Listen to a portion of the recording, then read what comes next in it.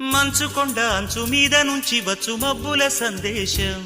ఈ తామర మొగ్గకి తప్పదు అన్నది కాముని సావాసం. హాయ్ హంసరెక్క పక్కాది తాళమేసి పలికెను ఆహ్వానం. ఈ అచ్చట ముచ్చట ఇచ్చట తీరగా హెచ్చెను హేమంతం. ప్రియమగు ప్రియురాల చంపకు విరహాల విరిసిన పరువాల పిలిచెను మధుబాల. రేగే అందాలే వేసే పూబంధాలే మధురం మధురం సాగే సరాగం మనసా వాచా. కుంకుమ పూల తోటలో కులికే ఓ కుమారి. శంఖములు దిన ప్రేమకి చేశా మదినివాడి.